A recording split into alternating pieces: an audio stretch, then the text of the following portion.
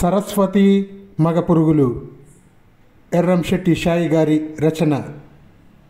సరస్వతికి మగపురుగులంటే ద్వేషం ఎలా ఏర్పడిందో ఎవరికీ తెలియదు.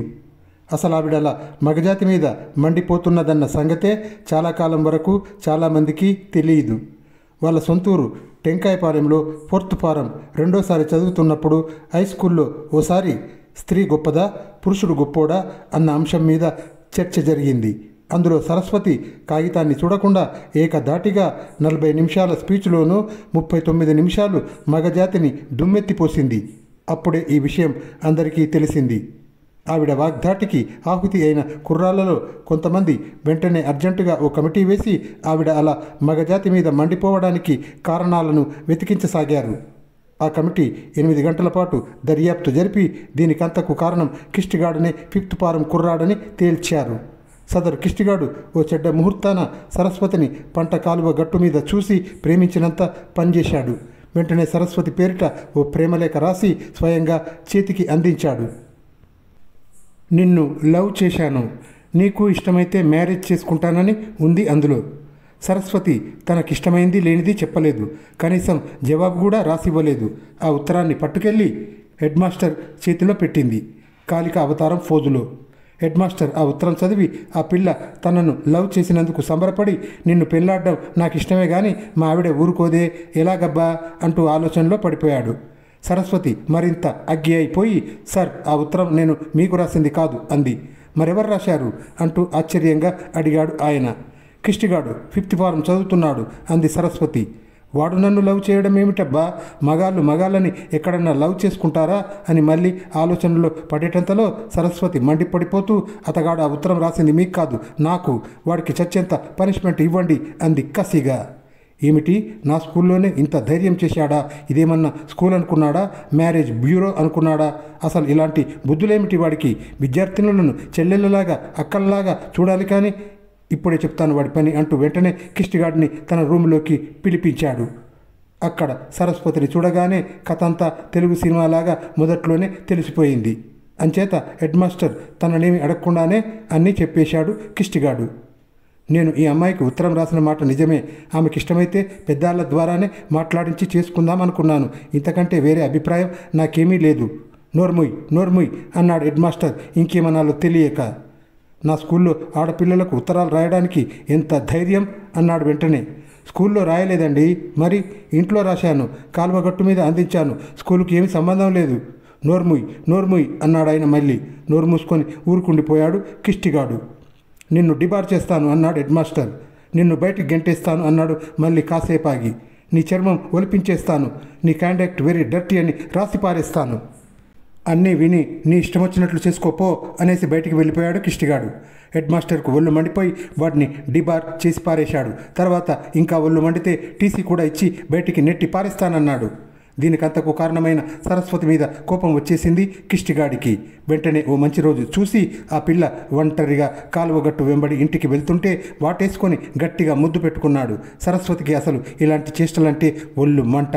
కానీ ఆ క్షణాన అందులో ఏదో హాయి అనిపించింది. చీ వదులు అంది సిగ్గుతో. నీ ముఖానికి సిగ్గు కూడానా? చీ, అసలు నిన్ను ముట్టుకోవడం కూడా అసహ్యమే అని 2 చెంపులు చల్లుమని మోగించాడు. సరస్వతి కళ్ళ వెంబడి నీళ్లు జలజల రాలిపోయినాయి. అమ్మా అంటూ 2 చెంపలు బాధగా తడుముకుంది. మర్యాదగా ప్రవర్తిస్తే రిపోర్ట్ ఇస్తావా? ఇప్పుడు నీ దిక్కున్న చోట చెప్పుకోపో, నిన్ను ముద్దెట్టుకున్నానని అనేసి అక్కడి నుంచి వెళ్ళిపోయాడు. ఆ క్షణాన్నించి సరస్వతికి మగ పురుగుల మీద ద్వేషం మొదలయ్యింది. ఓసారి పక్కింటి అమ్మాయి మొగుడు చనిపోతే ఆ అమ్మాయి గాజులు తీసేయటం, తెల్ల చీరలు కట్టుకోవడం చూసింది. మరోసారి ఆ పేటలో ఉంటున్న సుబ్బారావు పెళ్ళాం చచ్చిపోతే సంవత్సరం తిరక్కముందే ఝూమ్మని మళ్ళీ పెళ్లి చేసుకోవడం చూసింది.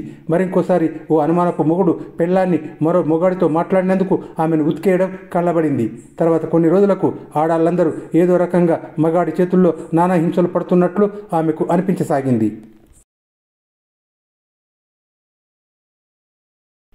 ఇవి మరికొన్ని ఇలాంటి సుందర దృశ్యాలు ఆమె ద్వేషాన్ని 1కి 25 ఇంతలు పెంచేసినాయి. ఈ మగ రాస్కెల్స్కు ఏమిటింత మిడిసిపాటు? వీళ్లకు ఆడది ఎందుకు లొంగిపుండాలి? వంటింటి కుందేలుగా మగాడు ఎందుకు ఉండకూడదు? చీరలు ఆడది ఎందుకు కట్టుకోవాలి? మగాడు ఎందుకు కట్టుకోడు? మగాడిని చూస్తే ఆడది ఎందుకు సిగ్గుపడాలి? ఎందుకు భయపడాలి? ఆడది స్వతంత్రంగా మగాడి మీద ఆధారపడకుండా ఎందుకు బతకలేదు? మగాడు చేసే పనులన్నీ స్త్రీ కూడా చేయగలదు కదా అని మండిపడింది.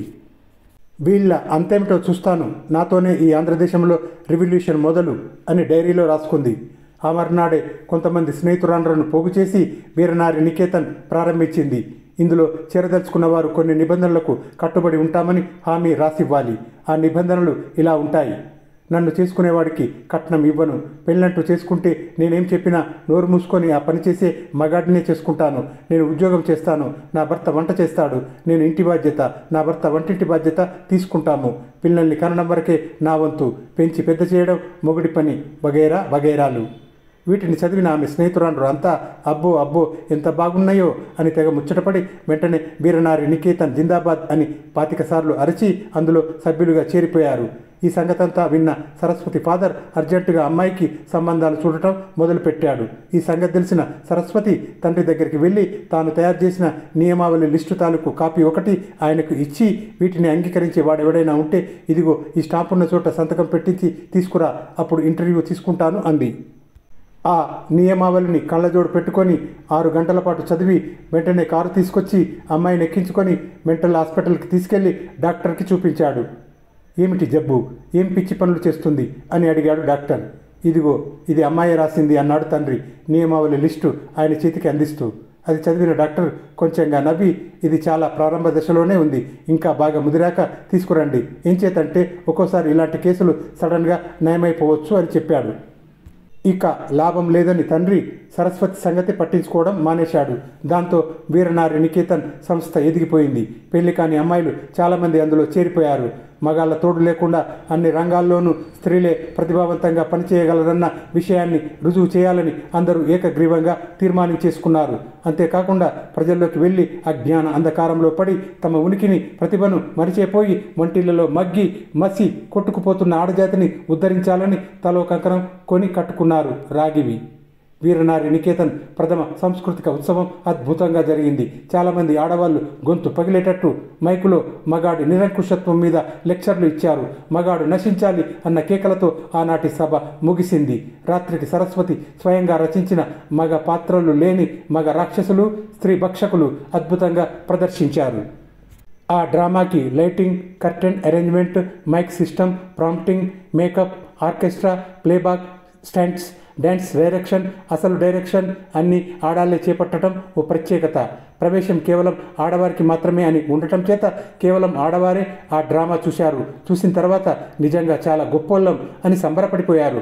మర్నాటి నుంచి మొగుడి పని పట్టాలని అనధికారికంగా నిర్ణయం తీసుకున్నారు. ఆ తర్వాత ఆడది అబల కాదు, సబలేనని తెలుసుకోండి డ్రైవ్ మొదలైంది. అందరూ పాదయాత్ర మొదలుపెట్టి ఊరి బయట ఉన్న కూలి వాళ్ళ గూడానికి వెళ్ళారు. అక్కడ ఎవరూ కనిపించలేదు. 2 ముసలమ్మలు, బోలెడు మంది చిన్నపిల్లలు గుడిసెల మధ్య చెట్ల కింద కూర్చొని కనిపించారు. ఆడాళ్ళంతా ఏరి అని అడిగింది సరస్వతి వాళ్లను. ఎందుకమ్మా అని అడిగారు ముసలమ్మలు అనుమానంగా చూస్తూ. ఏం చేతంటే అప్పుడప్పుడు కార్ల మీద ఇలాగే బోలెడు మంది ఆడాళ్ళు వచ్చి, మీరిలా మురికిగా ఉండకూడదు, ఉంటే జబ్బులు వస్తాయి, శుభ్రంగా ఉండండి, తెల్లని బట్టలు కట్టుకోండి, విటమిన్లు ఉన్న తిండి తినండి, పాలు ఎక్కువగా తాగండి అని చెప్పి వెళ్ళిపోతుంటారు. వీళ్ళు కూడా ఆ బాపతేనేమో అని అనుకున్నారు. ఇప్పుడు కూడా మేము ఆడాళ్లను ఉద్ధరించడానికి వచ్చాం. యుగ యుగాల నుండి మగాళ్ళు మనను అనగదొక్కేశారు. వంట చేయడానికి, పిల్లల్ని కనడానికి తప్ప మరి దేనికి పనికిరాదన్న అబద్ధాన్ని సృష్టించి మనని కలకాలం వాళ్ళ మీద ఆధారపడేట్లు చేశారు. కానీ మనం ఇప్పుడు మేల్కొన్నాం. ఇక నుంచి మనం కూడా వాళ్ళతో సమానంగా పనిచేస్తాం, ఇంటి పని మగాళ్లతో చేయిస్తాం అంది సరస్వతి ఉద్రేకంగా. ముసలమ్మలిద్దరూ ఆశ్చర్యంగా చూశారు వాళ్ళ వంక. మీరేం చెప్తున్నారో అర్థం కావడం లేదమ్మా. మా కూలీలలో మగ ఆడ భేదమే లేదు. అందరం కలిసి కష్టపడతాము, కలిసే కూలీ చేస్తాము, కలిసే అన్ని పనులు చేసుకుంటాము. ఇంకా ఇప్పుడు మేల్కొనడం ఏమిటి అని అడిగారు.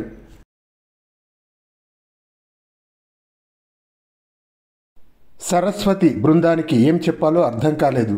వాళ్ళందరూ ఆశ్చర్యంలో మునిగిపోయారు. కూలీ జన స్త్రీలు ఇంత అడ్వాన్స్ అయిపోయారని వాళ్ళు అనుకోలేదు. జై కూలీ జన స్త్రీలు జిందాబాద్ అని అరిచారు 15 గంట సేపు. ఆ అరుపులకు పసిపిల్లలంతా భయపడి కెవ్వున ఏడుపు లంకించుకున్నారు.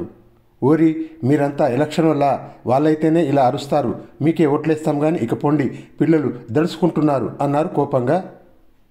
అందరూ అక్కడి నుంచి కదిలారు. దోవలో రోడ్డు పక్కనే ఉన్న చెట్టు కింద గుడిసె ముందు ఓ రిక్షా ఆగి ఉంది. అందులో ఓ గిరిజాల జుట్టోడు పడుకొని బీడీ కాల్చుకుంటున్నాడు. పక్కనే రాళ్ల పొయ్యి మీద అన్నం వండుతుంది వాడి పెండ్లాం. ఎంతసేపే నీ అమ్మ, త్వరగా వండు అన్నాడు వాడు పెండ్లాన్ని బూతులు తిడుతూ. ఇది చూడగానే సరస్వతి బృందానికి కడుపు రగిలిపోయింది. అందరూ వాళ్ళ చుట్టూ మూగిపోయారు.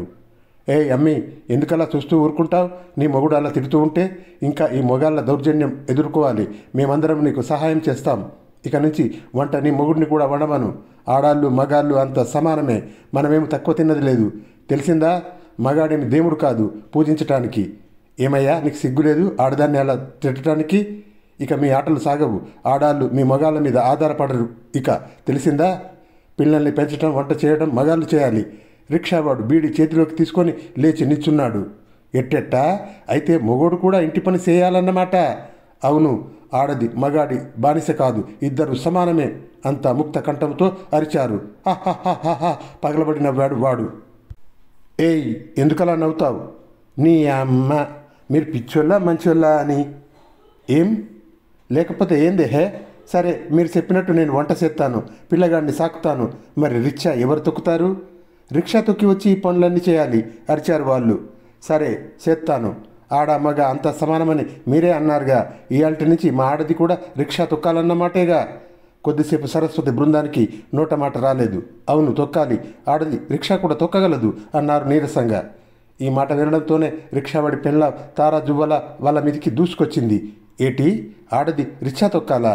సాలే వెళ్ళండి, కావాలంటే మీరు తొక్కుకోండి రిక్షా, నాకు ఓపిక లేదు. ఆడు కట్టపడగలడు, ఆడికి బలం ఉంది, అందుకని ఆడే రిక్షా తొక్కుతాడు. నేను ఆడికి అన్నం వండి పెడతాను, ఆడి కాళ్ళు నొప్పులెడితే తెల్లారులు పడతాను. మధ్యలో మీకేటి సింత? సిగ్గు లేకుండా సాటి ఆడదాన్ని రిక్షా తొక్కమని చెప్తున్నారా? 2 గజాలు తొక్కితే 2 నెలలు పడుకోవాలి మళ్ళా. మరిక కూతలు వినలేకపోయారు. వాళ్ళు వెనక్కి తిరిగి వేగంగా నడిచారు. ఇదిగో చూడు బుల్లెమ్మ, ఈ సావంతా మీకే. ఈడ మాకు ఆ తేడాలు లేవు.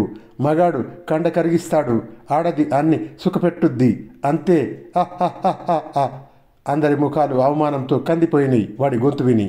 కొద్ది దూరం నిశ్శబ్దంగా నడిచాక సావిత్రి అంది, వాడు చెప్పింది నిజమేనే. నిజంగా రిక్షా తొక్కటం ఆడదాని వల్ల ఏమవుతుంది? అంచేత మనం ఈ రూల్ బీదవాళ్ళ పట్ల వర్తింపజేయకూడదు. పైగా వీళ్ళు ఆ సమానత్వం ఎప్పుడో సాధించేశారు. కానీ మనం ఇక్కడ ట్రిక్ చేయాలి. ఈ కూలీ జనంలోని ఆడదాన్ని మనమే సంస్కరించామని అందరితోనూ చెప్పుకుందాం. ఏం? అవును అన్నారు అందరూ. అందరూ కాలనీల్లోకి వచ్చేశారు. చూడండి, మనం ఉద్యమం ప్రారంభించింది ముఖ్యంగా మధ్యతరగతి కుటుంబాల్లోని స్త్రీల కోసం. ఈ కుటుంబాల్లోనే స్త్రీ అనాదిగా బానిస బ్రతుకుతున్నది. ఇక్కడే మనం విజయం సాధించాలి. వీళ్లను ఈ బంధాల నుండి విముక్తి చేయాలి అంది సరస్వతి. అంతా బిలబిలమంటూ ఓ ఇంట్లోకి నడిచారు. లోపల ఇంటావిడ దర్జాగా మంచం మీద కాలు మీద కాలేసుకొని పడుకొని వారపత్రికలో సీరియల్ చదువుతుంది. అందరూ ఇంట్లోకి రావడం చూసి లేచి నించుంది. వీరనారి నికేతన్ జిందాబాద్ అంటూ అరిచారు వాళ్ళు.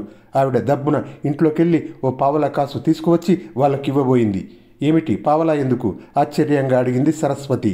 నా దగ్గర ఇంకేమీ లేదు, ఇష్టమైతే తీసుకోండి, లేకపోతే లేదు అంది. మేము డబ్బుల కోసం రాలేదు. మరి? వీరనారి నికేతన్ తరపున వచ్చాం. మన ఆడాళ్లను ఈ బానిస బ్రతుకు నుంచి విముక్తి చేయాలని మా సంకల్పం. యుగ యుగాల నుంచి పురుషుడు తెలివిగా ఆడదాన్ని అనగదొక్కుతూనే ఉన్నాడు. ఇంకా మనం ఇది సహించకూడదు. ఆడది కూడా మగాడితో సమానమని రుజువు చేయాలి. మగాడితో ఆడది చేసే పనులన్నీ చేయించాలి. ఆడది మగాడి మీద ఆధారపడకూడదు, వాడిని లెక్క చేయకూడదు. తను ఉద్యోగం చేయగలదు, కుటుంబాన్ని పోషించనుగలదు, తన కాళ్ళ మీద తాను తేలికగా నిలబడగలదు. ఇదే మనం ఆచరించి చూపించాలి. మగాడి నిరంకుశత్వాన్ని అణిచివేయాలి. ఇప్పుడేం చేయమంటారు? సీరియల్ మధ్యలో ఆగిపోయిందే అన్న బాధతో అంది ఆ ఇంటావిడ. మరేం లేదు, ఇవాల్టి నుంచి ఇంటి పనులన్నీ మీ ఆయనతో చేయించండి. పిల్లల్ని పోషించడం, మిగతా విషయాలను కూడా ఆయన్నే చేయమనండి. మీరు చదువుకున్నవారు కాబట్టి మీరు ఉద్యోగం సంపాదించండి. ఆయన్ని మాన్పించి ఇంటి పని ఆయనకు అప్పచెప్పండి.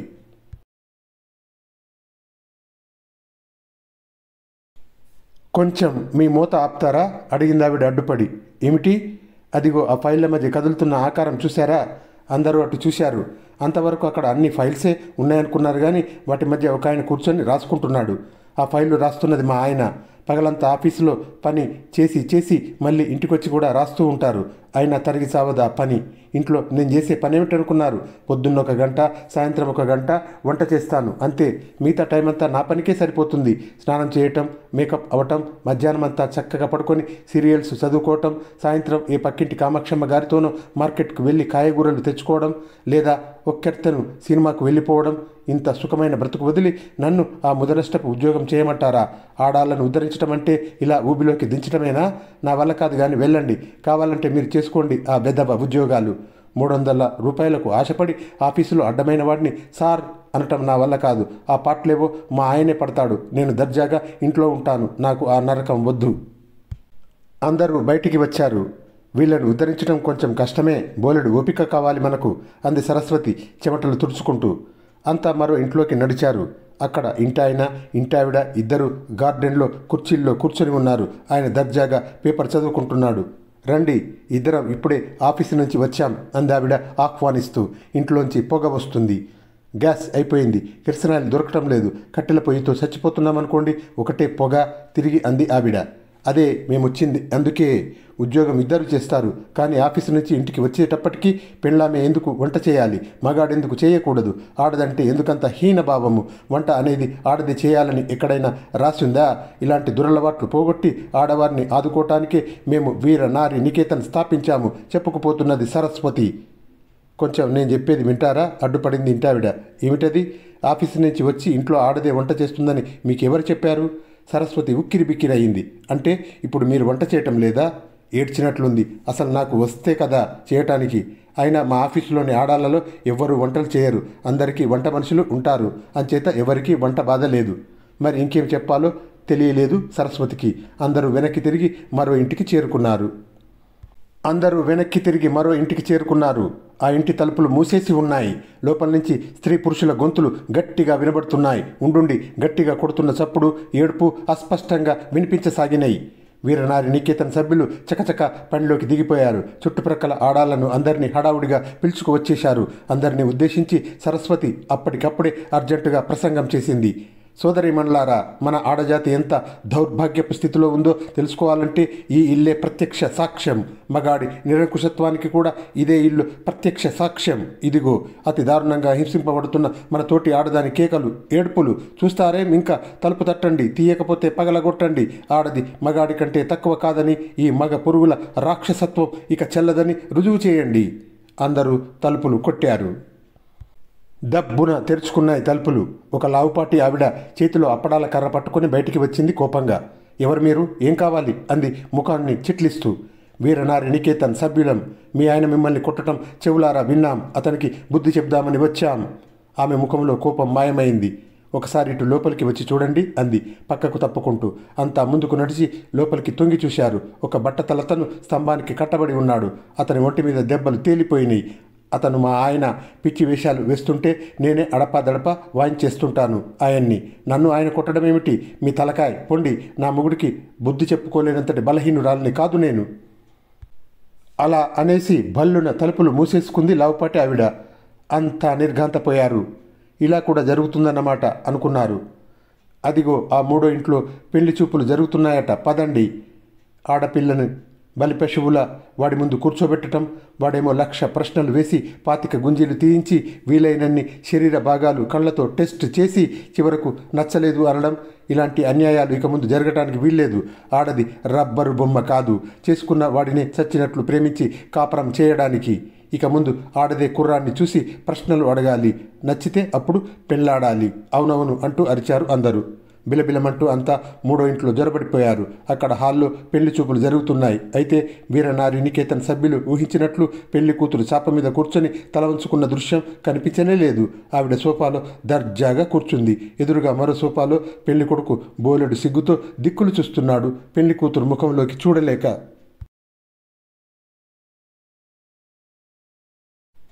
డౌన్ డౌన్ పెళ్లి కొడుకుల నిరంకుశత్వం నశించాలి, పెళ్లి చూపులు మారాలి, పెళ్లి కూతురు జిందాబాద్ అంటూ కేకలు వేశారు సభ్యులంతా. పెళ్లి కొడుకు కంగారుపడి లేచి బయటికి వెళ్ళిపోయాడు వడివడిగా. లోపల నుంచి పెళ్లి కూతురు తల్లి కాబోలు రయ్యమంటూ వాళ్ళ దగ్గరికి దూసుకొచ్చింది. ఎవరు మీరంతా? ఏమిటా కారు కూతలు అంటూ అరిచింది కోపంగా. మేము వీరనారి నికేతన్ సభ్యులం. అనాదిగా పెళ్లి చూపుల పేరుతో ఆడజాతికి జరుగుతున్న అన్యాయాన్ని ఎదిరించడానికి వచ్చాం. మగాడు ఆడదానికంటే ఎందుకు ఎక్కువ? పెళ్లి చూపుల్లో ఆడది ఎందుకు తలవంచుకు కూర్చోవాలి? ఆడపిల్ల ఇష్టాలు ఎందుకు పాటించబడవు? కోరిన భాగస్వామిని సెలెక్ట్ చేసుకునే ఆప్షన్ ఆడదానికి ఎందుకు లేదు? సరస్వతి వాగ్ధాటికి నోర్ముయ్ అంటూ అడ్డుపడింది పెళ్లి కూతురు. ఏమిటి ఆశ్చర్యంగా అడిగింది సరస్వతి. నోర్ముయ్ అంటున్నాను. మీరనుకుంటున్న ఆడపిల్లను నేను కాను. ఇంతవరకు 11 మంది కుర్రాళ్ళు నన్ను చూసి చేసుకుంటామన్నారు.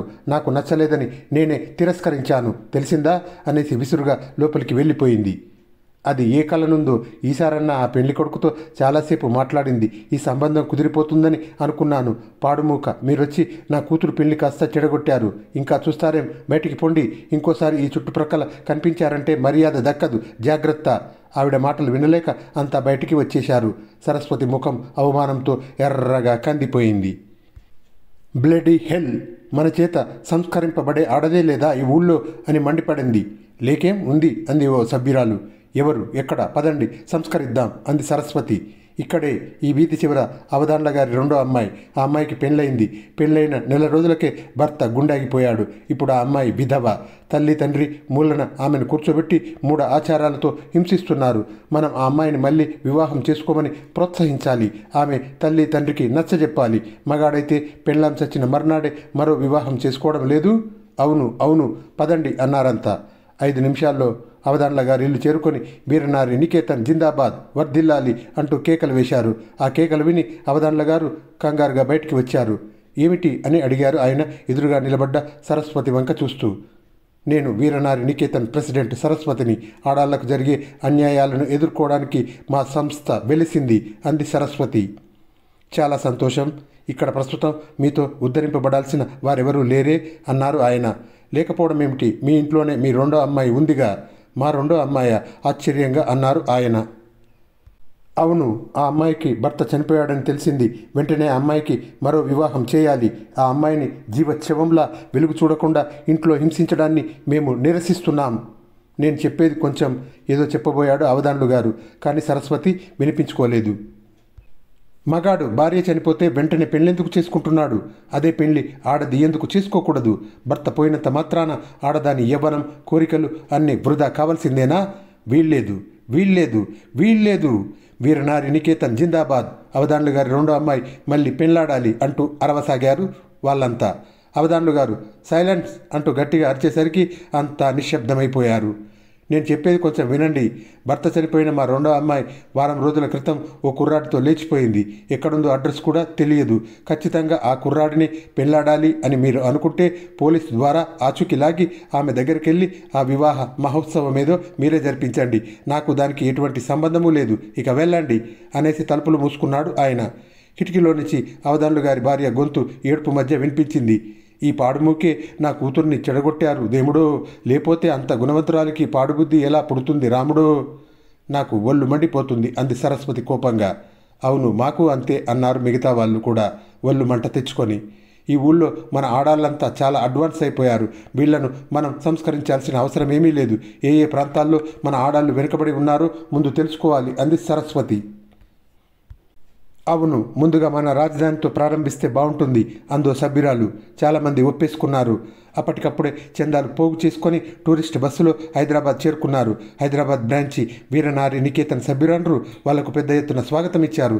సరస్వతి అంతకుముందెప్పుడు వాళ్ళూరు టెంకాయపాలెం వదిలి బయటికి పోలేదు. హైదరాబాద్ సిటీ చూసేసరికి ఆమెకు కళ్ళు తిరిగినట్లు అనిపించింది. మిగతా సభ్యురాండ్ర పరిస్థితి కూడా అలాగే ఉంది. ఎక్కడ చూసినా ఆడవాళ్లే. సినిమా హాల్స్లో, సిటీ బస్సుల్లో, మార్కెట్లలో, ట్యాక్సీల్లో, సైకిళ్ల మీద, స్కూటర్ల మీద, హోటల్స్ లోపల, ఆఫీసుల్లో ఎటు చూసినా వాళ్ళే. ఎక్కడ చూసినా వాళ్ళే.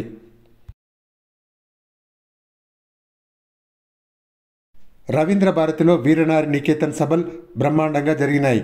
చాలా తక్కువ మంది సభలకు హాజరవ్వడం. ఖచ్చితంగా 16 మందే. ఆశాభంగం కలిగించినా పర్వాలేదని సరిపెట్టుకుంది సరస్వతి. మర్నాడు ఇండ్ల వెంబడి తిరిగి తమ సిద్ధాంతాలు ప్రచారం చేయాలని సభ ఏకగ్రీవంగా నిర్ణయించింది. మర్నాడు ఉదయమే కాలనీల్లోకి బయలుదేరారు. చాలా చోట్ల ఇళ్లలో ఆడాళ్ళు లేరు. ఉద్యోగాలకో, సినిమాలకో, బజారుకో వెళ్ళిపోయారు. ఓ ఇల్లు తలుపు కొట్టగానే ఒక ఆవిడ బయటికి వచ్చి ఏం కావాలి అంది ఆశ్చర్యంగా. మేము వీరనారి నికేతన్ సభ్యులం అంది సరస్వతి. లోపల నుంచి ఓ యువకుడు 2 ఫైళ్లు పట్టుకొని బయటికి వచ్చాడు. అతన్ని చూడగానే సరస్వతి స్పీచ్ మొదలుపెట్టేసింది. అనాదిగా మన ఆడజాతికి జరుగుతున్న అన్యాయాన్ని ఎదిరించాలి, ఆడది కూడా మగాడితో. ఇంతకు ఇప్పుడేమంటారు విసుగ్గా అడిగింది ఆవిడ. మీ భర్త కూడా వంట చేయాలి, ఇంట్లో పని చేయాలి, పిల్లల్ని ఎత్తుకొని తిప్పాలి, బట్టలు ఉతకాలి. కొంచెం ఆగండి గట్టిగా అంది ఆవిడ. ఎందుకు? నాకింకా పెళ్ళే కాలేదు. ఆశ్చర్యపోయారు అందరూ. 35 ఏళ్ల వయసున్న ఈమెకు ఇంకా పెళ్లి కాలేదా? మరి ఇతను? ఆ యువకుడి వంక చూపుతూ అడిగింది సరస్వతి. అతను నా బాయ్ ఫ్రెండ్. మా టైం వేస్ట్ చేయక ఇక వెళ్ళండి అంది కటువుగా. రోడ్డు మీదికి వచ్చేసరికి భార్యాభర్తలిద్దరూ పిల్లలతో వెళ్తూ కనిపించారు. వాళ్ళను చుట్టుముట్టేశారు అందరూ. వీరనారి నికేతన్ జిందాబాద్.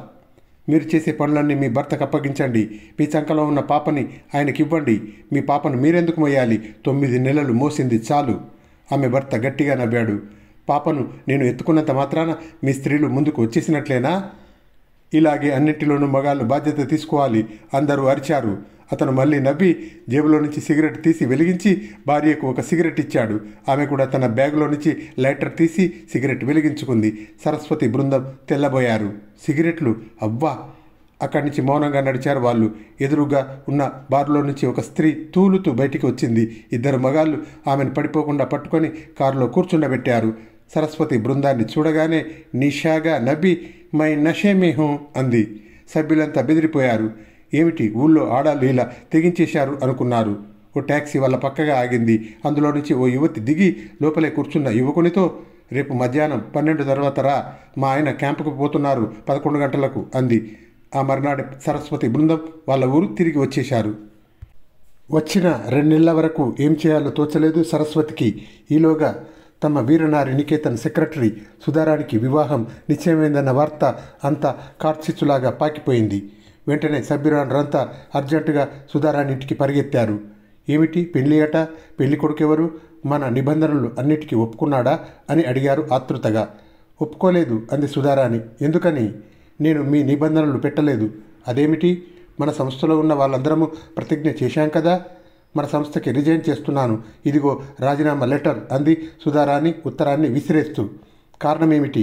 ఏముంది, కేవలం పర్సనల్. ఇంతలో మన నియమావళికి అంగీకరించే వాళ్ళెవరూ దొరికేట్లు కనిపించలేదు. ఇటు చూస్తే నా వయసు పెరిగిపోతుంది. మా బావే వచ్చి నన్ను పెళ్లాడతావా అని అడిగాడు. ఓకే అన్నాను. అతను డాక్టర్ చదివాడు. మన నిబంధనలన్నీ వింటే గెట్ అవుట్ అని మరో పిల్లని చేసుకుంటాడు. అది నాకు ఇష్టం లేదు. సుధారాణి పెళ్లి బ్రహ్మాండంగా జరిగిపోయింది. అది జరిగిన కొద్ది రోజుల్లోనే చాలామంది సభ్యురాండ్ర వివాహాలు కూడా అయిపోయినాయి.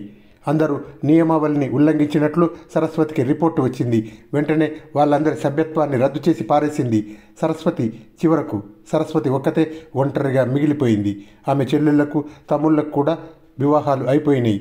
తల్లిదండ్రుల బలవంతం, చెల్లెళ్ళు తమ్ముళ్ల గొడవ భరించలేక ఆఖరికి ఓ రోజు నియమాలు ఏమీ లేకుండానే పెళ్లికి ఒప్పుకుంది ఆమె. ఒప్పుకున్న వారం రోజులకే హనుమంతరావుతో పెళ్ళైపోయింది. మొదటి రాత్రే ఇద్దరికి పేచి కూడా వచ్చేసింది. రావడానికి సరస్వతి చాలా సహాయపడింది. నువ్వు చాలా అందంగా ఉన్నావు సరస్వతి అన్నాడు హనుమంతరావు సరస్వతిని దగ్గరికి లాక్కుంటూ. ఈ డైలాగ్ ఇప్పటికెంతమంది ఆడళ్ల దగ్గర వాడావు అంది సరస్వతి విదిలించుకుంటూ. హనుమంతరావుకి తిక్క పుట్టుకొచ్చింది. పెళ్లి పీటల మీద పెళ్లి కూతురికే మంగళసూత్రం ఎందుకు కట్టాలి, పెళ్లి కొడుకు ఎందుకు కట్టకూడదు అంటూ ఆమె పేచి పెట్టడం అతనికి గుర్తుకొచ్చింది. నీకెంతమంది చెప్పారు ఈ సంగతి అన్నాడతను. ఛీ, ఆడదానికి నీతి ఉంది, లేనిదల్లా మీ మగ విధవలకే అంది సరస్వతి రెచ్చిపోతూ. నీకెలా తెలిసి సంగతి? ఏ మగ విధవైనా మోసం చేశాడా అన్నాడతను హేళనగా. నాన్న, చెప్పు తీసి కొడతాను వాడిని. అందరిలాంటి ఆడదాన్ని అనుకుంటున్నావేమో అంది రోషంగా. ఏకవచనంతో సంబోధిస్తున్నావే, మర్యాద తెలియదా? ఉడికిపోతూ అడిగాడు అతను. నన్ను ఏకవచనంతో పిలవటం లేదు నువ్వు నా పెళ్ళానివి. నాకు ఆ హక్కు ఉంది. నాకు ఉంది ఆ హక్కు. ఏడిశావు, నువ్వే ఏడిశావు. ఆ తర్వాత తన భావాల్ని మాటల్లో చెప్పటం కుదరలేదు అతనికి. ఆమె చెంపలు చెల్లు అనిపించి చేతల్లోకి దిగాడు.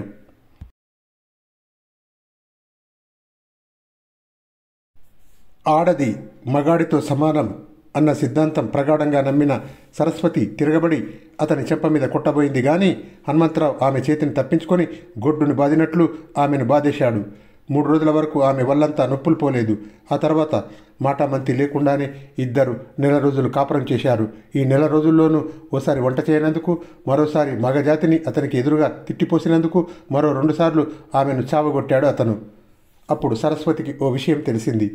మగాడు ఆడదానికంటే బలవంతుడు కాబట్టి శారీరక బలం విషయంలో ఆడది మగాడు సమానమన్న తన సిద్ధాంతం తప్పయింది. మరో 2 నెలలకి సరస్వతి గర్భవతి అయింది. అప్పుడు ఇంకో విషయం తెలిసి వచ్చింది. సృష్టే ఆడదాన్ని మగాడి మీద ఆధారపడేట్లు చేస్తున్నది.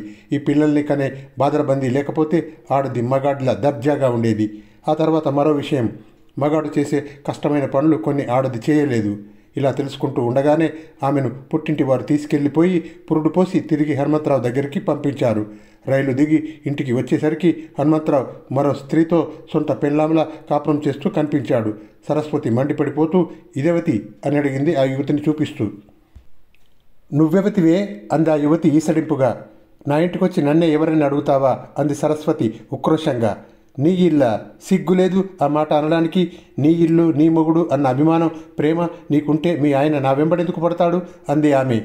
ఏమిటి ఇదంతా? మాట్లాడవేం అంది సరస్వతి హనుమంతరావు వంక చూస్తూ ఉద్రేకంగా. అది చెప్పేది నిజమే. ఇంకో గంటలో నీకు తిరిగి మీ ఇంటికి వెళ్ళడానికి బండి ఉంది అన్నాడతను. నీలాంటి వెధవతో కాపురం చేయడం కన్నా అదే నయం అంటూ పుట్టింటికి చక్కా తిరిగి వచ్చేసింది సరస్వతి. వచ్చేసి హనుమంతరావుని కోర్టుకు ఎక్కించి విడాకులు తీసుకొని అతని జీతంలో తనకు భాగం సంపాదించుకుంది. తన కొడుకు పెరిగి పెద్దవాడై మగ జాతిలో కలిసిపోయి ఆడదాన్ని అనగదొక్కేస్తాడన్న అసహ్యంతో వాడిని దూరం ఎక్కడో అనాథ శరణాలయంలో చేర్పించేసింది. తర్వాత తన స్నేహితురాలి మొగుడు సహాయంతో ఓ చిన్న ఉద్యోగం సంపాదించుకొని పత్రికల్లో మగ జాతిని దుయ్యపడుతూ వ్యాసాలు రాసింది. చాలామంది పాఠకులు ఆ వ్యాసాలు చదివి అద్భుతం అన్నారు కదా అని మరింత దుమ్మెత్తిపోస్తూ వారపత్రికల్లో సీరియల్స్ రాసింది. అవి చదివి ఆడాళ్ళు కొంతమంది అమోఘం అన్నారు. మగాళ్ళు చాలామంది నవ్వారు. దాంతో సరస్వతికి తాను ఓ సంఘ సంస్కర్తనేమో అన్న అనుమానం వచ్చింది. 2-3 స్నేహితురాండ్రను అడిగితే నీ మొహం ఇంకా అనుమానం ఏమిటి అంటూ కోప్పడ్డారు. ఆ ప్రోత్సాహంతో ఆవిడ మరింత విజృంభించేసింది. అలనాటి నుంచి ఆడదానికి జరుగుతున్న అన్యాయాలు అనే గ్రంథం రచించేసింది. దాంట్లో ఆదిశక్తి దగ్గర నుంచి పక్కింటి సుబ్బారావు రెండో పెళ్ళాం భానుమతి వరకు అందరి గురించి, వాళ్లకు జరిగిన అన్యాయాల గురించి 1000 పేజీలు వ్రాసింది. ఆ గ్రంథాన్ని కొన్ని ఆడపిల్లల కాలేజీలు టెక్స్ట్ బుక్గా నిర్ణయించినాయి. దాంతో సరస్వతి విలువ పెరిగిపోయింది. పబ్లిషర్లు ఆమె ఇంటి చుట్టూరా తిరగసాగారు. అందులో ఓ యువక పబ్లిషర్ నిన్ను పెళ్లాడతానన్నాడు. కానీ ఆమె షరతులు విని గంటకు 200 మైళ్ళ వేగంతో పరిగెత్తుకుంటూ వెళ్ళిపోయాడు. ఇంతోటి భారతదేశంలో నాకు నచ్చే వరుడే దొరకడా అని మండిపడింది సరస్వతి. ఆ మర్నాడే పేపర్లో వరుడు కావలను అనే ప్రకటన కనిపించింది. వరుడు ఆడది మగాడి కంటే తక్కువ అన్న చులకన భావం లేనివాడు, పెళ్ళానికి అమితమైన గౌరవం ఇవ్వగలవాడు, మగాడు వంట చేయటం, ఆడది ఉద్యోగం చేయటం తప్పు అననివాడు, భార్య పరాయి మొగాడితో మాట్లాడినా తిరిగినా తప్పు పట్టనివాడు, భార్యను పల్లెత్తు మాట అననివాడు, కనీసం డిగ్రీ వరకైనా చదివినవాడు, ఇంతకుముందు ఒకసారి పెళ్లాడనివాడు, ఏ బాధరా బందీ లేనివాడు అయి ఉండాలని ఆ ప్రకటనలో ఉంది. ఆ ప్రకటన పడిన తర్వాత వారం రోజుల వరకు ఆ పేపర్ సర్క్యులేషన్ సగానికి సగం పడిపోయింది. సుమారు 15 రోజుల తర్వాత ఓ యువకుడు వచ్చి ఆమె ఇంటి తలుపు తట్టాడు. తలుపు తీసి ఏమిటి, ఏం కావాలి అంది సరస్వతి. నా పేరు బసవలింగం అన్నాడు అతను. నీ పేరు నాకు అనవసరం, ఏం కావాలి? వరుడు కావాలని ఈ ఇంటి అడ్రస్ నుంచి పేపర్లో ప్రకటన. ఓహో అంది సరస్వతి అర్థమైనట్లు. వరుడెవరు అని అడిగింది వెంటనే. నేనే. ఓహో నువ్వా, రా కూర్చో అంది లోపలికి దారితీస్తూ. బసవలింగం ఆమె వెంబడి లోపలికి నడిచి బెరుగ్గా కుర్చీలో కూర్చున్నాడు. సరస్వతి టేబుల్ మీద కూర్చొని అతన్ని పరీక్షగా పరీక్షించింది. అతను ఓసారి ఆమె ముఖంలోకి చూచి భయపడి వెంటనే తలదించేసుకున్నాడు. ఏం చదివావు అడిగింది సరస్వతి. BA ఫెయిల్ అయ్యానండి. ఎందుకని? ఏమోనండి. వంట చేయగలవా? బాగా వచ్చండి. ప్రకటనలోని అన్ని విషయాలకు నువ్వు అంగీకరిస్తున్నావా? పూర్తిగా అంగీకరిస్తున్నానండి. సరస్వతిని నేను నీకు నచ్చానా? భలేవారండి, నచ్చకపోవడం ఏమిటి? సరస్వతికి అతన్ని చూస్తుంటే బోలెడు ముచ్చట వేసింది. తను అతన్ని ఏకవచనంలో పిలుస్తున్నా అతను తనని బహువచనంలోనే సంబోధిస్తున్నాడు. ఎంతో గౌరవంగా మాట్లాడుతున్నాడు. పైగా చచ్చెంత అమాయకుడిలా కనిపిస్తున్నాడు. ఇతన్ని చేసుకుంటే తన జీవితం ధన్యమైపోతుంది. మగాడే ఆడదానికి బానిస అని అందరికీ చాటించవచ్చు. రచనల్లోనే కాదు, నిజ జీవితంలో కూడా తను మగాడిని అనగదొక్కగలదని నిరూపించవచ్చు. తనకు కావలసిందల్లా సరిగ్గా ఇలాంటి భర్తే. మరికొన్ని ప్రశ్నలు వేసి, సరే రేపు ఉదయం రా, అగ్రిమెంట్ రాసుకుందాం అందామె. తర్వాత కొద్ది రోజుల్లోనే అనేక మంది ప్రముఖుల సమక్షంలో ఇద్దరికీ బ్రహ్మాండంగా శాస్త్రయుక్తంగా వివాహమైంది. అయితే తన మెడలో తాళి కట్టించుకోవడానికి సరస్వతి ఇష్టపడలేదు. పెళ్ళైన మొదటి రోజునే అతనికి పనులు పురమాయించింది సరస్వతి. చూడు, రేపటి నుంచి నువ్వు తెల్లవారుజామునే లేవాలి. ఇల్లు ఊడ్చి నాకు వేడి నీళ్లు సిద్ధం చేసి నన్ను లేపాలి. నేను స్నానం ముగించి సిద్ధమయ్యేలోగా వంట పని ముగించాలి. అప్పుడు ఇద్దరం కలిసి భోజనం చేద్దాం. తర్వాత నేను ఆఫీస్కు వెళ్ళిపోతాను. నువ్వు ఇంట్లో రెస్ట్ తీసుకో. తిరిగి సాయంత్రం నేను ఇంటికి వచ్చేసరికి వంట పని ముగించుకొని సిద్ధంగా ఉండాలి. నాకు గడపలోనే చిరునవ్వుతో టీ అందించాలి. అప్పుడు ఇద్దరం షికారుకో సినిమాకో వెళ్ళవచ్చు. తెలిసిందా అని అడిగింది. ఓ అన్నాడు బసవలింగం సంతోషంగా. ఆ రోజుకి అతనే వంట చేశాడు. ఇద్దరికి మంచాలు వెన్నెల్లో వేసి దుప్పట్లు పరిచాడు. ఇద్దరు భోజనాలు ముగించారు. సరస్వతి ముందస్తుగా వెళ్ళి తన మంచం మీద పడుకుంది. ఆమెకు అమితానందంగా ఉంది అలాంటి భర్త దొరకడం. కాసేపటికి వంటిల్లంతా సర్ది ఓ గ్లాసు నిండా పాలు తీసుకొని అనకువగా ఆమె దగ్గరికి వచ్చాడు బసవలింగం. పాలు తాగండి అన్నాడు ఆమె పక్కనే మంచం మీద కూర్చుంటూ. సరస్వతి లేచి కూర్చొని పాలు తాగింది. ఖాళీ గ్లాసు అందుకొని కింద పెట్టాడు బసవలింగం. అతని నడుము చుట్టూరా చేయి వేస్తూ బసవలింగం అంది సరస్వతి ప్రేమగా. నీలాంటి భర్త దొరకడం నిజంగా నా అదృష్టం అంది అతన్ని గుండెల మీదికి లాక్కుంటూ. అంత మాట అనకండి. ఆ అదృష్టం మీది కాదు, నాది. మీలాంటి ఉత్తమురాలు భార్యగా దొరకటం నిజంగా నా అదృష్టం అన్నాడు బసవలింగం ఉద్రేకంగా ఆమెను తనకేసి హత్తుకుంటూ. ఇలాంటి సుఖానికి దూరమై చాలా కాలమైంది సరస్వతికి. అంచేత అమితోద్రేకంతో అతన్ని పెనవేసుకుపోయింది. కొద్ది క్షణాలైనా అలా గడవక ముందే ఇంకా నాకు నిద్రొస్తుంది, నిద్రపోతాను అన్నాడు బసవలింగం ఆమె కౌగిలిని విడిపించుకోవడానికి ప్రయత్నిస్తూ. సరస్వతి షాక్ తిన్నట్లు అతని వంక చూసింది. ప్రణయం పరాకాష్ఠనందుకునే సమయంలో ఉద్రేకం పొందాల్సింది ఇతను ఇలా ఉంటాడేం అని ఆశ్చర్యంగా ఉంది ఆమెకు. బహుశా తను మరింత చొరవ తీసుకోవాలేమో. కొన్ని పుస్తకాల్లో చదివింది తను. భర్త కొంచెం మొహమాట పడే మనిషి అయితే భార్యే ప్రణయ కలాపాల్లో చొరవ తీసుకోవాలని. బసవలింగం అలాంటి స్వభావం గలవాడై ఉంటాడు. ఆ ఉద్దేశంతో అతన్ని మరింత గట్టిగా కౌగిలించుకొని తనే ముద్దు పెట్టుకుంది సరస్వతి. అయినా బసవలింగం చెలించలేదు. నన్ను వదలండి, నిద్రొస్తుంది అన్నాడు ఇబ్బందిగా. సరస్వతి శరీరమంతా కోరికతో వేడెక్కిపోయింది. అలాంటి స్థితిలో అతని మాటలు విపరీతమైన కోపాన్ని తెప్పించాయి. అయినా అది పైకి కనపడనీయకుండా, ఎందుకని, అప్పుడే అలసిపోయావా అంది చిరునవ్వుతో. అది కాదండి, ఎందుకనో నాకు ఇలాంటివి ఇష్టముండదు అన్నాడతను. అదేమిటి ఆశ్చర్యపోతూ అడిగింది సరస్వతి. అవునండి, చిన్నప్పటి నుంచి అంతే, వీటి మీద ఏమాత్రమూ ఆసక్తి ఉండదు అన్నాడు సిగ్గుపడుతూ. మరి డాక్టర్ని చూసి సంప్రదించలేదు? పెళ్ళైంది ఇవ్వాలే కదండి. నిర్ఘంతపోయిందామె. ఏమిటి ఈ మనిషి? ఇలాంటి వాళ్ళు కూడా ఉంటారా ఈ లోకంలో? ఆడదాని మీద కోరిక లేకపోవడానికి కారణం ఏమిటి? బహుశా మానసికంగా ఏమైనా వైద్యం కావాలేమో. మర్నాడు డాక్టర్ని సంప్రదించాలనుకుంది సరస్వతి. డాక్టర్ అంతా విని బసవలింగాన్ని పరీక్షించాడు. పరీక్షించి ఇతను సంసార సుఖానికి పనికిరాడు అన్న సర్టిఫికెట్ ఇచ్చాడు. అది విని సరస్వతి మండిపడింది.